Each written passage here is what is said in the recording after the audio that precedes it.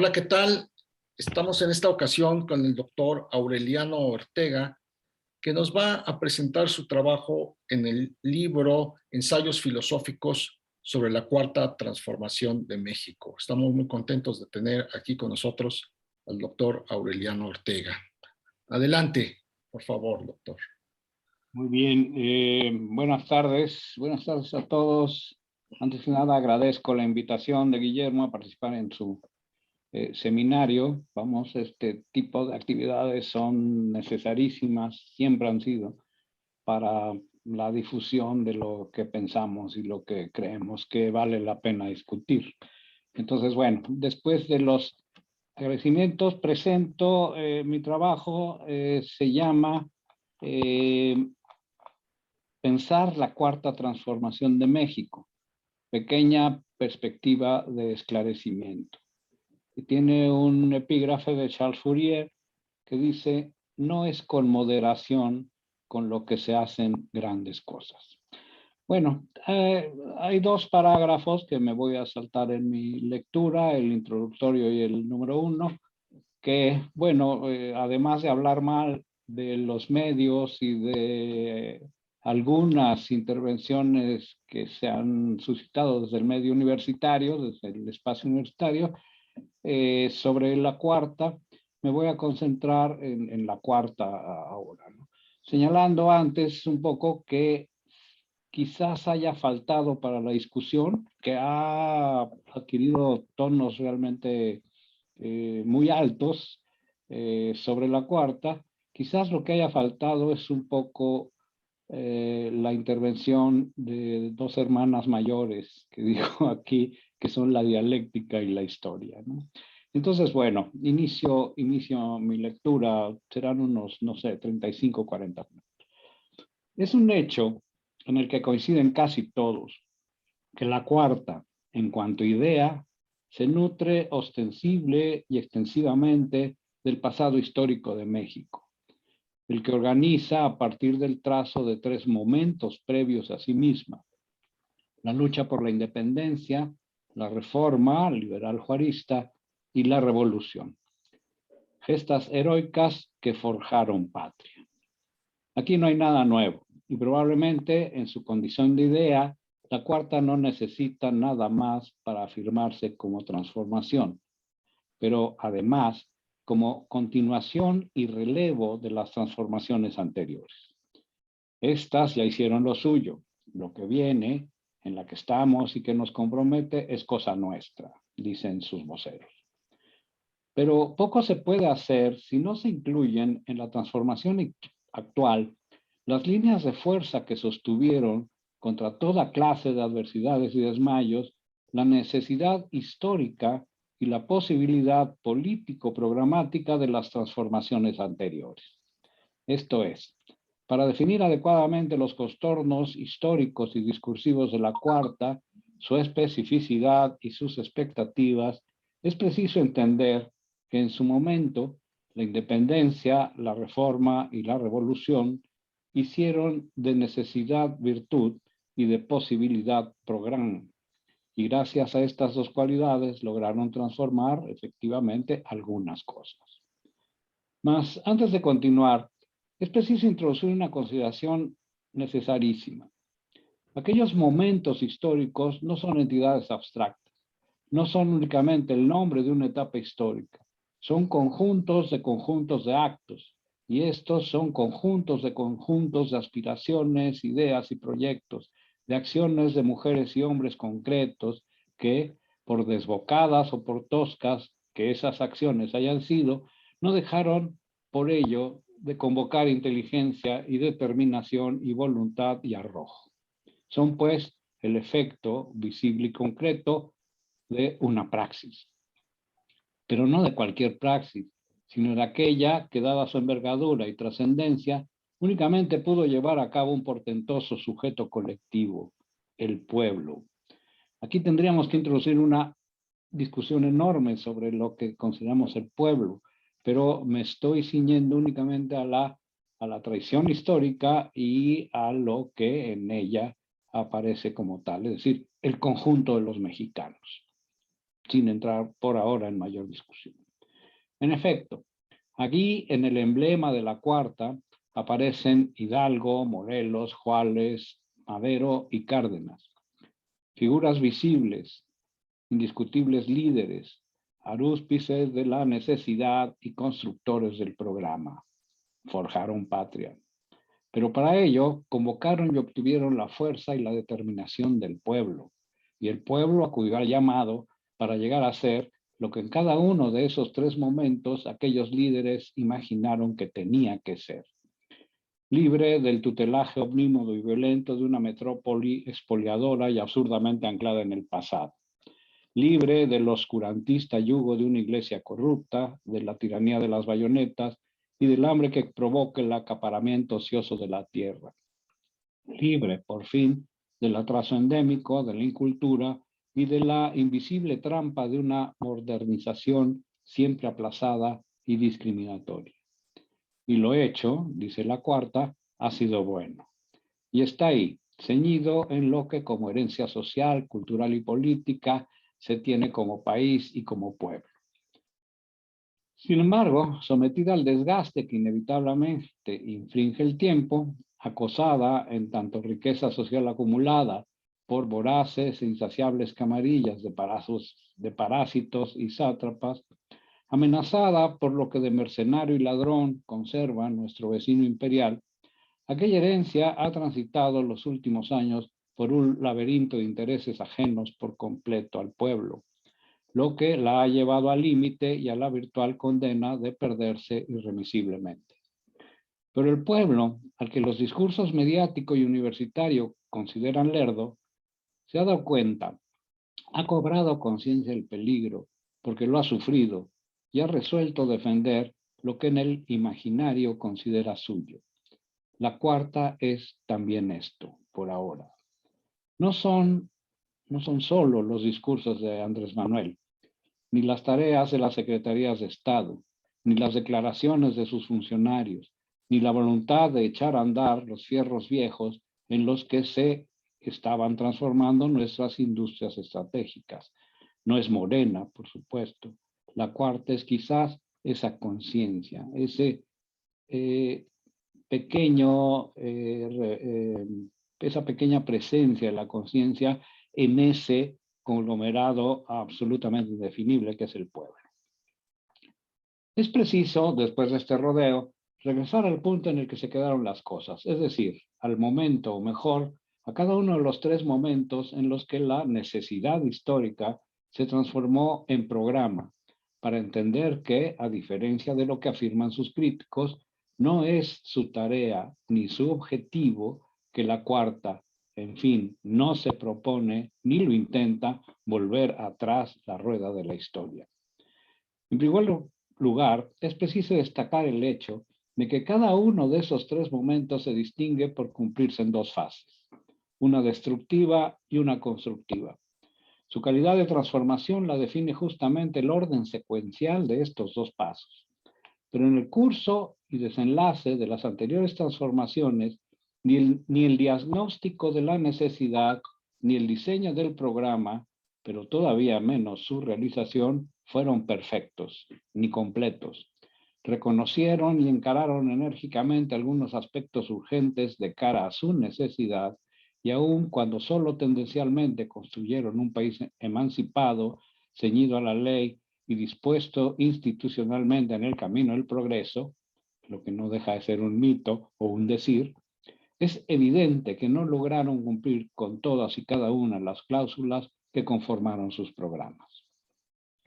Pero para entender mejor las cosas es preciso introducir algunas consideraciones reflexivas complementarias sobre lo que es o no es la cuarta, ya que parte de la incomprensión y de la intolerancia que exhiben los discursos mediático y universitario frente a ella, se asocia a cierta incapacidad para aprender y expresar adecuadamente su nativa consistencia híbrida y su composición abigarrada. Porque la cuarta es varias cosas a la vez, y lo peculiar de ella es que esos modos de ser se inscriben en muy distintos registros de la realidad, por lo que pueden llegar a ser no solo aparente, sino efectivamente contradictorios entre sí, De ahí la necesidad de su consideración dialéctica. Vamos, eso es estratégico por parte de los enemigos de la cuarta, presentar las cosas como si se tratara de una sola cosa. Es decir, Morena, Andrés Manuel y el programa, todo entra en el mismo saco. Y de esta manera, con un solo juicio negativo, pues se enjuicia todos y cada uno de sus registros sin considerar realmente que estos son muy variados y que incluso pueden ser, como digo aquí, contradictorios entre sí. ¿Sí?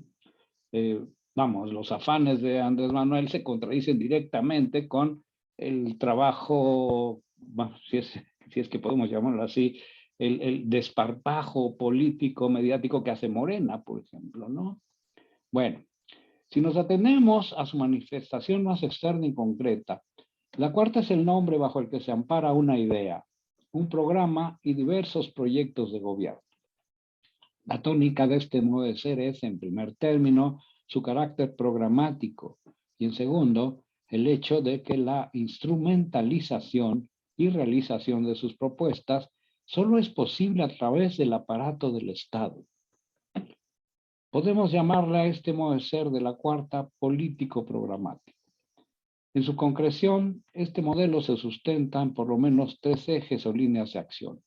Primero, el rescate y la reconstrucción de la planta productiva del país, tanto la particular, la que sustenta la economía nacional, como la que administra el Estado, misma que ha sido sometida a lo largo de los últimos 30 años a un proceso de desgaste, escasez presupuestal y destrucción sistemáticas.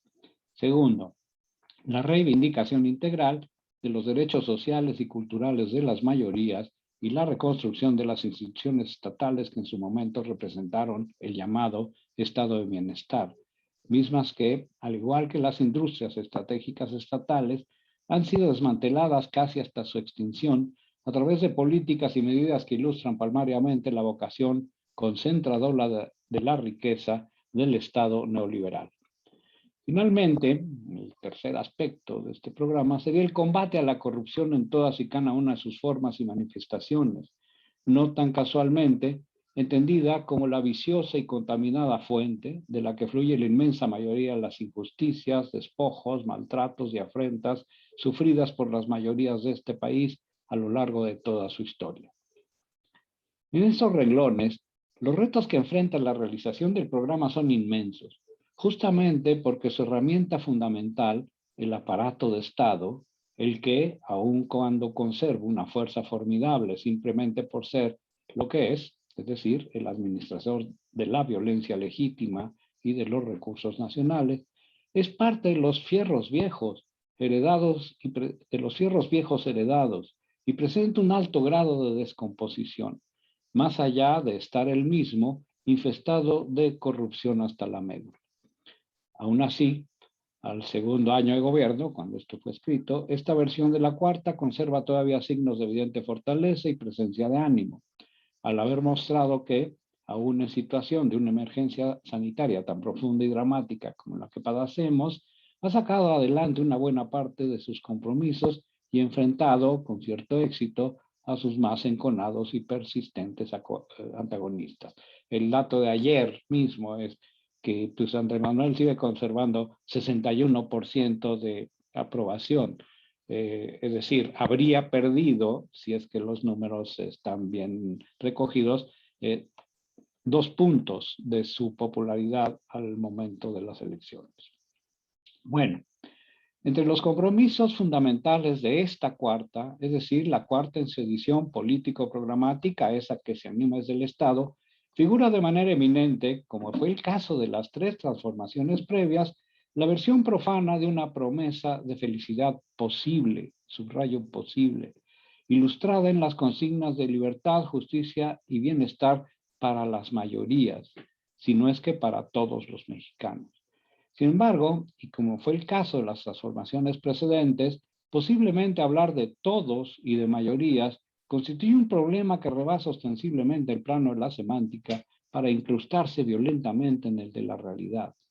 Para abordar esta cuestión, tomaré en préstamo la expresión el país de unos cuantos, ¿sí?, que Carlos Monsiváis introdujo en un agudo ensayo escrito en los ya lejanos años 70 del siglo pasado, en el que se refería, en calidad de unos cuantos, a las élites intelectuales que entre el triunfo de la República y los años postreros del régimen de la Revolución pretendieron, en función de su saber y lustres culturales, representar la conciencia lúcida de la nación. Aquí ampliaremos el sentido de la expresión unos cuantos hacia aquellos que, además de los intelectuales, a lo largo de la larga historia mexicana y en función ya no de su saber o su conciencia lúcida, sino de su poder económico o político, a través de los tiempos se han arrogado el derecho de hablar en nombre de toda la nación.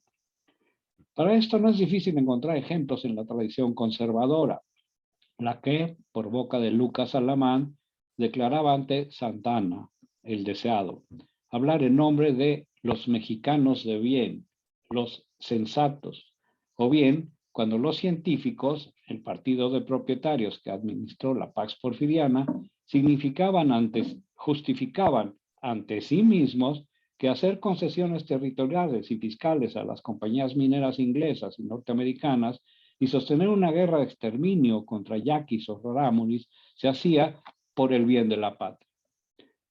Modelo de patriotismo que durante 70 años igualmente amparó los excesos del régimen de la Revolución y tuteló las reformas estructurales que a partir del arribo al poder del Estado de los gobiernos llamados neoliberales se ha verificado a través de una violenta acumulación por despojo, del desmantelamiento de la industria y la banca nacionales y de la destrucción de los modelos de salud, asistencia social y educación pública que con más o menos éxito ensayaron las transformaciones anteriores. Vicio de percepción y de discurso que a muchos parece natural, porque se reproduce acríticamente en los discursos mediáticos y en algunos discursos universitarios cuando se afirma en tonos alarmistas que, por poner un ejemplo, una contrarreforma como la energética va a dañar a México. Pero lo que no dicen es que ese daño, de verdaderamente serlo, lo sufrirían exclusivamente ellos, el México de unos cuantos. Pero traer a cuento la expresión aquí tiene otro sentido, el de contrastarla dialécticamente con las expresiones mayorías y todos, aunque no solo con tales voces, sino con la que en el plano de la realidad representan las mujeres y hombres que históricamente las encarnan. Justo porque la diferencia histórico-concreta entre todos y mayorías no es de grado ni de semántica, sino estructural, y porque esa diferencia estructural no puede ser resuelta fatalmente en el marco de ningún Estado nacional. Como se sabe, el Estado-nación que toman como modelo los Estados nacionales realmente existentes es una figura ideal, cuando no mítica. Su consistencia histórico-concreta responde a la necesidad de proteger, organizar y administrar los bienes nacionales y a quienes los poseen, los trabajan y por medio de ese trabajo extraen algún beneficio de ellos. De modo que lo nacional siempre e inevitablemente se condensa en alguna forma de propiedad privada o pública. Como también se sabe, donde existe propiedad, también existe, como su antónimo absoluto, la no propiedad, condición insuperable de su personificación en propietarios y no propietarios. En un régimen de producción social como el capitalista, es esta separación la que permite conservar el carácter productivo del trabajo asalariado y sustentada en la acumulación de capital. Sobre esa base, la apropiación privada de los bienes nacionales y la identificación clasista de sus usufructuarios y beneficiarios inmediatos, los propietarios privados, se configura una unidad artificial que la retórica estatal nacional pretende hacer pasar por buena mediante una cultura política que la justifica bajo la figura de un pacto o de un contrato. Este Estado-nación, digamos México, existe porque es efecto de un gran pacto social, de un contrato, la Constitución, que en un momento dado de nuestra heroica historia establecimos entre todos los mexicanos. Pacto que, siendo en sí mismo bueno para todos, ahora refrendamos a través del reconocimiento y el ejercicio de nuestra ciudadanía, nuestras instituciones y nuestra democracia.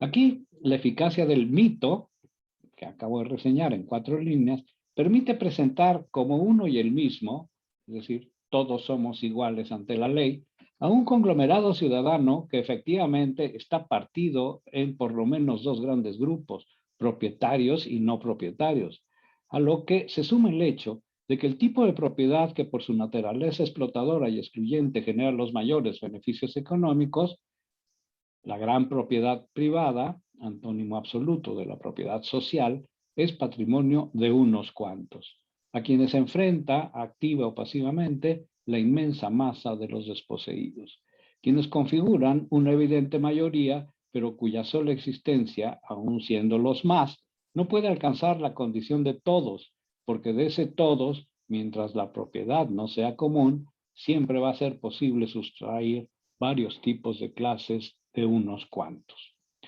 Me voy a saltar este párrafo donde hablo de la concentración de la riqueza y de las formas en que la sociología, por ejemplo, define los asuntos. Hay un dato que por ahí encontré, y digo que no empleo datos duros, pero son datos al fin, de que en México hay alrededor de 3.200.000 empresas. 3.200.000 empresas. Sin embargo, el dato se completa con esto. Solo alrededor de 750 de ellas, fíjense la desproporción, es decir, el 2%, el 0.2% se reparte el 40% del total del valor agregado que se produce en el país. ¿Sí? Esto pasa porque, bueno, se considera que entre esas 3.200.000 empresas es empresario, pues el peluquero, la señora que tiene una fonda y que además emplea a alguien. Entonces ya no solo es propietaria de un negocio, sino además empleadora. Y entonces esto infla de alguna manera los números, vamos, de alguna manera absurda los números, porque, vamos, no es lo mismo, vamos a pensar en el propietario, no en el gran propietario, no en Slim, ¿no? Sino el propietario de una zapatería de Perisur con el propietario de un cilindro con el que se gana la vida, ¿sí? Que claro, su infraestructura, digo aquí, pues cabe en una bicicleta, ¿no? Pero bueno, regresamos a esto. Ante la imposibilidad económica de incluir a todos en su misión transformadora, las limitantes estructurales de la versión político-programática de la cuarta no terminan aquí, porque en este país las mayorías desposeídas presentan a su vez otra fractura, o aún peor, muchas fracturas, a cuya cuenta se deben sumar toda clase de minorías. Colectividades de todas clases y nudos de expresiones culturales que pueden ser de plano no propietarias, como las que representan los movimientos reivindicativos de las mujeres y de sexualidades alternativas o electivas, o propietarias sociales o comunitarias, pero marginalizadas y amenazadas, como las subsistentes comunidades indígenas, que a pesar de su reducido número, salpican con su presencia prácticamente todo el territorio nacional. Contra la versión política programática de la cuarta, estas minorías se han declarado, con plena razón o con solo parte de ella, en franca y abierta rebeldía. No son ni podrían ser racionales históricamente socios de aquellos otros, unos cuantos, grandes propietarios, de quienes solamente obtienen un desprecio olímpico. Pero sola existencia y manifestación abierta ponen en entredicho no solo algunos postulados de la cuarta, sino la posibilidad de construir a su servicio y en sus términos el México de todos, o en su efecto, el de una mayoría absoluta, ¿no? Pero esta cuarta, la que se despliega desde y a través del aparato del Estado y que por ello mismo se enfrenta a las limitaciones moderno-burgueses de la forma Estado-Nación, no es la única de la que podemos hablar. Y aun cuando es la que mayor dramatismo imprime a la historia inmediata por lo aparentemente desbocado de sus ritmos y sus contradicciones, y la que atrae la mayoría de los análisis y las observaciones críticas, es posible pensar en otra forma y presencia de la cuarta, o quizás en otra cuarta, a partir de la consideración pensante y el comportamiento social y cultural de aquella mayoría relativa que protagonizó el fenómeno inédito del 1 de julio de 2018. Y es que actualmente se articula y cobra cuerpo a través de un fenómeno de masas, también inédito, que se aloja provisionalmente en el renglón de la opinión pública y las redes. Fenómeno social y cultural que, en ausencia de una reflexión crítica e informada que verdaderamente tome a su cargo la caracterización y juicio sobre su naturaleza y sus dimensiones, ostenta el nombre de chairos. Voz barbárica, que deriva de otros tantos desplazamientos de expresiones vernáculas, algunas de ellas muy groseras, a cuya sombra se ampara algo que todavía no es en sentido estricto un movimiento, pero que ya ha tomado a su cargo la defensa airada y resuelta de lo que, de propuesta estrictamente popular, conserva y proyecta la primitiva forma de la cuarta. Los chairos y lo que representan como una de las connotaciones que a través de la historia de México ha cobrado y cobra ahora la vieja palabra pueblo. Realmente hace falta, yo no conozco, a lo mejor es ignorancia, ¿qué son los chairos? ¿Sí? O sea, un análisis sociológico tendría que tomar en cuenta cómo se identifican entre sí, cómo se organizan a través de las redes, cómo a cualquier ataque a la cuarta, a veces a cualquiera y sin ningún discernimiento, nada más como reacción, eh, acuden en tropel, ¿no? A la defensa de Andrés Manuel o en la defensa de la cuarta misma, es decir, gente que no se conoce entre ellas, sino a través de la simple red, ¿no? Es justo aquí en donde se podría mostrar con más solvencia la necesidad y pertinencia de la aplicación de la vieja tradición histórico-dialéctica, especialmente la dialéctica histórico-negativa que cultivó, por ejemplo, nuestro ignorado José Revueltas cuando fijó su mirada sobre México.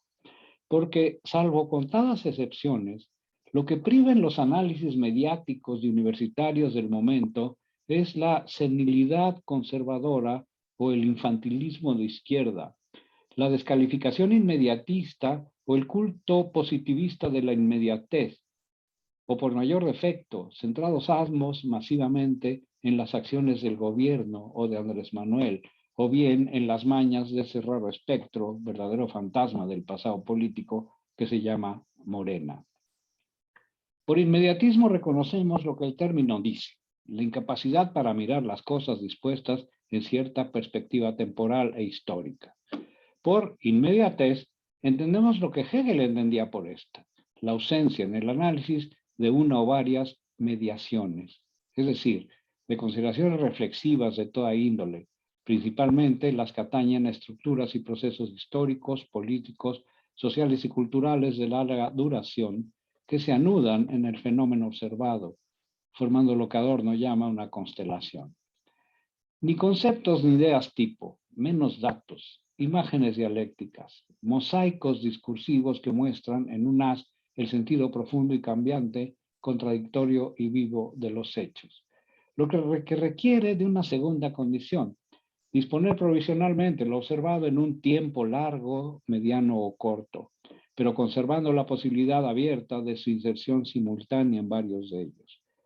¿Qué obtenemos con esto?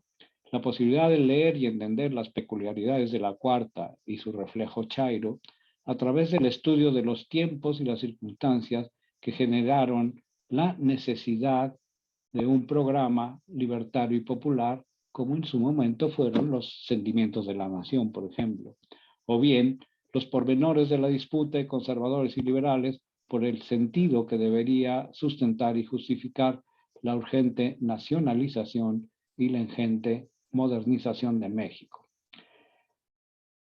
Entender por qué y a qué razones simbólicas obedece la intransigente decisión juarista de fusilar en el Cerro de las Campanas, junto a Maximiliano, a un criollo conservador y a un indígena insurrecto.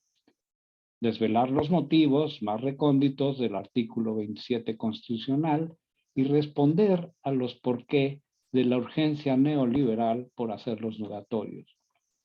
¿Qué tiene que ver todo esto con la cuarta? ¿Qué tiene que ver todo esto con la cuarta política y con la cuarta chaira? A mi modo de ver, todo. Es decir, en pocas palabras, lo que estoy proponiendo es situar los hechos y los días de la cuarta en un tiempo largo. En un tiempo largo que podríamos echar hacia atrás, hacia el periodo de la reforma, para encontrar ahí no los modelos, porque generalmente se agota el análisis en esto. Es que la cuarta está tomando como modelo a Juárez. Probablemente sí, pero no solo eso. Es que la cuarta, más allá de su versión político-programática, es decir, la que arraiga de alguna manera en el pueblo a través de los chairos, me recuerda, me evoca, me lleva necesariamente a este tipo de preguntas, ¿sí? Esta pregunta, no sé, aquí hay un asunto historiográfico interesante. ¿Quién decidió el cuadro de los fusilados en el Cerro de las Campanas? Yo creo que fue Juárez, pero a lo mejor fue Maximiliano, pero de una, decir, sus generales más fieles. No lo sé, pero de una u otra forma, uno era un criollo conservador y el otro era un indígena insurrecto. Es decir, Miramón era criollo, era conservador, era de una familia muy antigua de militares y Mejía era un indígena que había puesto en movimiento para formar ni más ni menos que la República Socialista de la Sierra Gorda, en Querétaro, ¿sí? Y que converge con Maximiliano en su antijuarismo. Entonces, es muy significativo esto. Bueno, fue muy significativo en su momento, y yo creo que lo sigue siendo ahora, ¿sí? Cuando hay una rarísima asociación de estos dos elementos absolutamente heterogéneos, como pueden ser los empresarios liderados por Claudio X González y los indígenas que se resisten a la cuarta, ¿sí? Vamos, cosa de preguntárselo, ¿no? Bueno, ¿cómo vamos? Ya casi termino. Examinemos a la luz de lo dicho y dejando para después la necesidad de responder el grueso de las cuestiones que hemos ido formulando, solo uno de estos momentos. La disputa de liberales y conservadores, sus condiciones objetivas, sus motivos profundos y sus desenlaces. Más, como no nos es posible hacernos cargo de todo eso en este breve espacio, fijemos la atención únicamente en sus motivos. Cuando leemos con el vivo cuidado los documentos programáticos de los conservadores mexicanos del siglo XIX, no nos enfrentamos a grandes dificultades de interpretación, porque en ninguno de ellos se cuela ambigüedad alguna. Los conservadores declaran con pasmosa claridad que en México viven dos clases de gente, y a la que ellos se dirigen es la de bien, entre quienes destacan los grandes propietarios privados, el ejército, el clero, y quienes se identifican con los valores religiosos y morales del catolicismo, culto al que los conservadores consideran como el único lazo común que liga a todos los mexicanos. Fuera de este pequeño círculo están los otros, entre los que destacan por indeseables los indios bárbaros. Esta es la expresión que usa Lamán. Pero si leemos entre líneas, en este grupo de indeseables se suman los ateos, los protestantes y todos aquellos que no son grandes propietarios, militares o eclesiásticos. En un segundo grupo de afirmaciones, ahora políticas, se destacan las que se refieren a la República Centralista como la menos mala de las formas del Estado, aunque en el fondo crean firmemente que todo Estado es malo. También subrayan, sumaria y militantemente, la crítica del federalismo como sistema de organización político-territorial y deploran las facultades del Congreso como depositario del poder legislativo, a lo que suman la descalificación y crítica de las elecciones populares o los ayuntamientos. En pocas palabras, lo que los conservadores manifiestan es la necesidad de una dictadura, a lo más aconsejada por un grupo de gente bien, o en su defecto, el establecimiento de una monarquía, única figura estatal nacional capaz de garantizar la estabilidad política y económica de la que es ajena la nación desde que malhadadamente se separó de España y, por desgracia, adoptó la forma de una república independiente. Pero también porque en el horizonte ideológico de nuestros conservadores, una monarquía, preferentemente extranjera, cumple una misión civilizadora. Ahora destaquemos lo que en resumen representa el ideario de los liberales. Lo que acaba de suceder hace menos de un mes con la presencia de la gente de Vox y de estas organizaciones ultra monarquistas, ultra nacionalistas, rayanas ya en el fascismo, pues vamos, no es nuevo. De ninguna manera es nuevo. Se presenta en el proyecto mismo de los conservadores hacia la mitad del siglo XIX. Bueno, hablemos ahora de los liberales. La forma más directa de abordar sus principios es acudir a los documentos en los que estos se exponen de manera integral y perfilan con toda claridad sus objetivos, las leyes. Es decir, los liberales no tienen un programa o un manifiesto, no, más bien hacen leyes. Pero como no nos es posible hacer el examen completo, ofrecemos un apretado resumen de los objetivos del proceso legislativo de 1856-1857. En primer lugar, las garantías individuales y sociales, la libertad, la seguridad, la propiedad y la igualdad. Contando con ellas, los ciudadanos pueden vivir tranquilos bajo el imperio de una ley que impone reglas al poder, asegura la sociedad contra sus enemigos y establece las bases para las relaciones de trabajo, la libertad de enseñanza y de credo, la igualdad de los ciudadanos ante aquella y la plena vigencia de todos los ordenamientos que disponen a la nación en el camino del orden y el progreso, y a sus gobernantes en la medianía republicana y la moralidad que debe distinguir a todo servidor público. El contraste es evidente. Con lo dicho, parece claro que los liberales otorgan a las leyes una cualidad demiúrgica, de manera que la Constitución de 1857 y las leyes de reforma pueden ser leídas como el programa liberal de transformación económica, política y social que resolverá la necesidad modernizadora que el país demanda. En este tiempo y circunstancias, sin embargo, la parte medular del programa son los ordenamientos legales, mediante los cuales se propone quebrar definitivamente las bases del poder real de los grandes propietarios, de la milicia y el clero.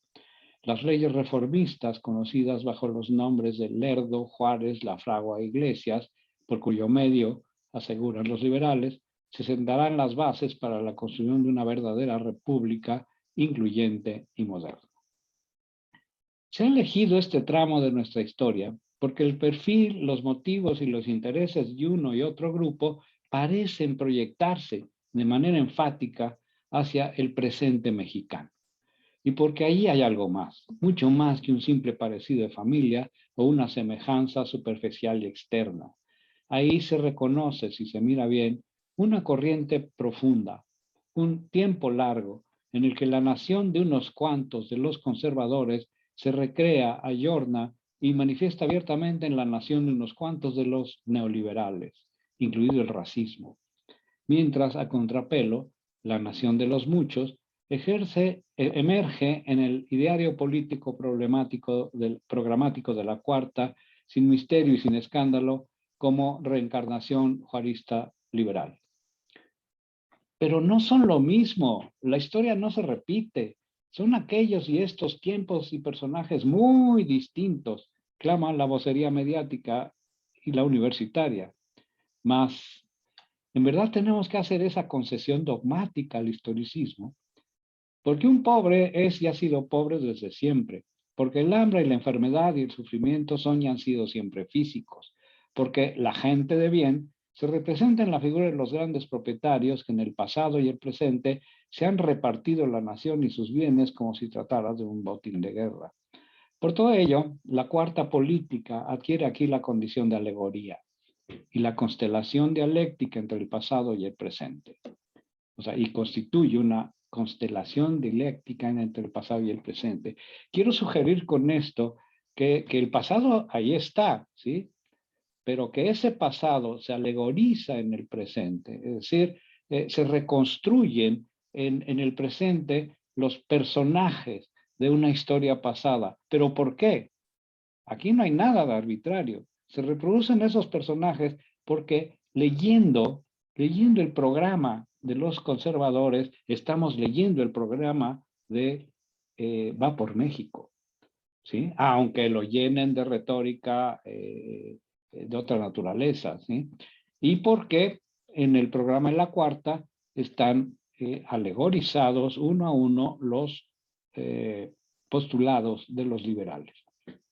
Sin embargo, lo que no podemos ignorar es que de esa capacidad para proyectar el pasado en el presente obtiene una fuerza y una legitimidad enormes, pero cuyos destinatarios no son ni la febrilidad mercantil del ágora mediática ni la placidez elitista de los universitarios, sino los quehaceres y los ritmos de esa enigmática entidad sociocultural tan falsa como verdadera que por costumbre seguimos llamando el pueblo. Lo puedo dejar aquí. Bueno, es un párrafo nada más.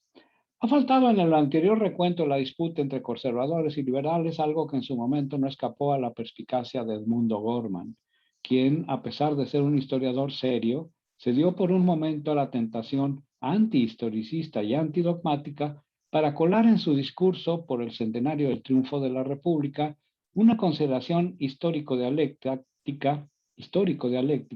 digna del 18 brumario de Luis Bonaparte de Karl Marx. ¿En qué consiste este desliz historicista?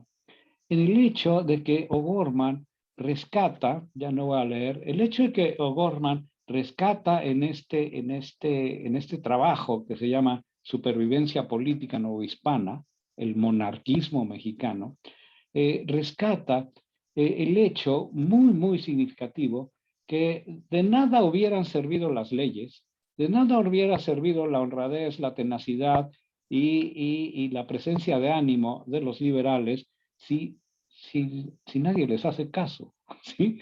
Y el asunto es que les hace caso todo un pueblo, no todo, sino la mayoría de un pueblo que se levanta en armas contra los invasores franceses y defiende con su vida la República. El defecto de nuestra historiografía oficial o no, es que ha fijado los términos de su examen en lo inmediato y lo visible, los intereses y las acciones políticas, económicas y culturales explícitas de los contendientes, sin reparar en el hecho de que debajo de lo evidente fluían dos corrientes subterráneas, y por eso mi apelación a los tiempos largos, fluían dos corrientes subterráneas, una muy vieja y asentada en la tradición y otra relativamente nueva, pero que sumaba a su favor la fuerza y la renovada voluntad del pueblo. Una de estas, arraigada profundamente en la inercia colonial, la otra, sustentada en la necesidad histórica de la emancipación. Una enmascarada en la figura de la monarquía, otra entretejida en la figura política de la República. Pero finalmente, la primera de ellas, mostrando a trasmano una descarada vocación de extranjería y servidumbre, mientras la otra, radicalmente anclada en lo nacional y en el nacionalismo, fungiendo como garantía de la libertad recientemente recuperada a través de lo que el mismo Juárez no dudó en llamar la Segunda Guerra de Independencia Nacional. En todo caso, lo que defiende O'Gorman es el hecho de que estas dos corrientes profundas, estos dos ríos profundos de nuestra tradición, uno más corto que otro, la tradición monarquista y la tradición republicana, que bueno, si le hacemos caso a nuestro amigo Ambrosio, vendría desde el siglo XVI mismo, refluyen durante la colonia, refluyen durante esta Segunda Guerra de Liberación Nacional y animan la participación del pueblo. ¿Por qué? Porque se reconoce obviamente como víctima de la primera y como garantía de logro de la segunda. Yo creo que parte de la fuerza que todavía conserva la cuarta, la saca de su alusión, obviamente a las transformaciones anteriores, pero su favorita es la reforma, porque ahí se retratan con mucho más nitidez estos dos corrientes profundas, estos dos tiempos largos de la historia mexicana que oponen una tradición en última instancia colonialista, monarquista y servil, y una tradición republicana y libertaria, ¿sí? Obviamente, el grueso del pueblo quizás no está consciente de ello, pero aquí tendríamos que ampliar nuestro cuestionario, cosa que no hago en este trabajo, hacia las misteriosas formas en las cuales se reproduce la conciencia popular, ¿no? Y se va transmitiendo de generación en generación. Todavía cuando yo era niño vivía el teniente de la Rosa, el sargento de la Rosa, es decir, un corneta que había participado en la batalla del 5 de mayo. Es decir, y cada año todavía de su vida, vio 3 o 4 años más desde que yo me di cuenta, tendría unos 100 años al morir, se recordaba la gesta del 5 de mayo y se homenajeaba obviamente a uno de sus participantes, ¿no? La organización era a cargo del gobierno, pero asistían al homenaje obviamente las masas, ¿no? Bueno, lo que quería en todo caso llamar la atención es que no podemos, lo que quería llamar la atención es sobre el hecho que no podemos simplemente descalificar por las buenas o por la vía corta lo que está pasando, ¿sí? Que tal vez tampoco la cuarta misma en su versión político-programática tenga claro. Obviamente Morena no lo tiene, pero que está ahí y que no podemos en todo caso desdeñar. Bueno, aquí le dejo para no abusar del tiempo. Gracias. Muchas gracias, Aureliano Ortega, por su estupenda exposición y cerramos aquí la grabación. Hasta luego.